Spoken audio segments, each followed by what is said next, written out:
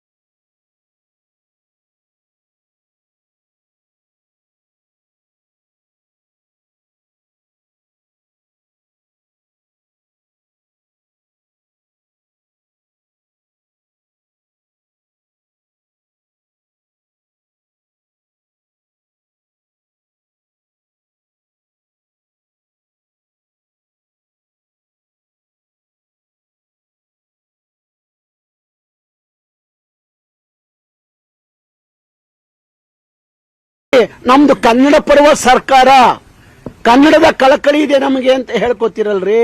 ಯಾವ್ದ್ರಿ ಬೂಟಾಟಿಕೆ ಇದೆಲ್ಲ? ಬೂಟಾಟಿಕೆ ಸರ್ಕಾರನ ನಿಮ್ದು? ಯಾವ್ದು ಸೀಮೆಗೆ ನಿಮ್ ಕನ್ನಡ ಪ್ರೇಮ? ಯಾವುದು ನಿಮ್ದು ಕನ್ನಡದ ಕಳಕಳಿ? ಎಲ್ಲ ಅಂಗಡಿ ಮುಂಗಟ್ಟುಗಳ ಮೇಲೆ 60% ಕನ್ನಡ ಇರಬೇಕು ಅಂತೇಳಿ ಸಿದ್ದರಾಮಯ್ಯನವರು ಟ್ವೀಟ್ ಮಾಡಿದ್ರು. DK ಶಿವಕುಮಾರ್ ಅವರು ಸಹ ಅದನ್ನ ಒಪ್ಕೊಂಡ್ರು. ಈಗ ಇವ್ರಿಗೆ ಏನಾಯ್ತು?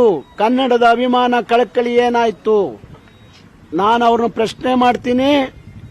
ನೀವು ನಿಜವಾದ ಕನ್ನಡದ ಕಳಕಳಿ ಇದ್ರೆ ನೀವು ಸರಿಯಾದಂತ ತೀರ್ಮಾನವನ್ನು ತಗೊಳ್ಳಿ. ಇಲ್ಲದೆ ಹೋದ್ರೆ ಮುಂದೆ ಲೋಕಸಭಾ ಚುನಾವಣೆ ಬರುತ್ತೆ. ಕಲಿಸ್ತೀವಿ, ನಿಮಗೆ ಪಾಠ ಕಲಿಸ್ತೀವಿ. ನಮ್ಮನ್ನೆಲ್ಲ ಬಳಸ್ಕೊಂಡ್ರಲ್ರಿ ನೀವು. ಚುನಾವಣೆಗೆ ನಮಗೆ ಅನ್ಯಾಯ ಮಾಡ್ತಾ ಇದ್ದೀರಾ. ಇವತ್ತು ಕಾರ್ಯಕರ್ತರ ಮೇಲೆ ಲಾಠಿ ಬೀಸ್ತೀರಾ. ನಮ್ಮ ಹೋರಾಟ ನಿಲ್ಲಲ್ಲ. 31 ಜಿಲ್ಲೆಯಲ್ಲೂ ನನ್ನ ಹೋರಾಟ ಮುಂದುವರಿಸ್ತೀನಿ. ಇನ್ನೂ 100 ಸಲ ಜೈಲ್ಗೆ ಹಾಕಿರೋ ನಾನು ಯಾವನ್ಗೂ ಎದ್ರಲ್ಲ, ಯಾವನ್ಗೂ ತಲೆ ಬಾಗಲ್ಲ. ಹೋರಾಟ ಮಾಡೋರಿಗೆ ನಾವು ಯಾರಿಗೂ ಪ್ರಜಾಪ್ರಭುತ್ವ ವ್ಯವಸ್ಥೆಯಲ್ಲಿ ನಾವು ಬೇಡ ಅಂತ ಹೇಳುದಿಲ್ಲ. ಹೋರಾಟ ಮಾಡಲಿ. ಆದ್ರೆ ನನಗೆ ಬಹಳ ದುಃಖ ಏನಾಗ್ತದೆ ಅಂದ್ರೆ, ಸಾರ್ವಜನಿಕ ಆಸ್ತಿಗಳನ್ನ ಹಾನಿ ಮಾಡಿರುವಂತದ್ದು ಇದೆಯಲ್ಲ, ಅದನ್ನ ನಾವು ಸಹಿಸಲಿಕ್ಕೆ ಸಾಧ್ಯ ಇಲ್ಲ. ಯಾರು ಕೂಡ ಕಾನೂನನ್ನ ಕೈಗೆ ತೆಗೆದುಕೊಳ್ಳಿಕ್ಕೆ ಸಾಧ್ಯ ಇಲ್ಲ. No one should take the law into their hands. We will not allow. ನಮ್ಮ ಕರ್ನಾಟಕದ ಗೌರವ ಸ್ವಾಭಿಮಾನ ಅದಕ್ಕೆ ಧಕ್ಕೆ ಬರಬಾರದು.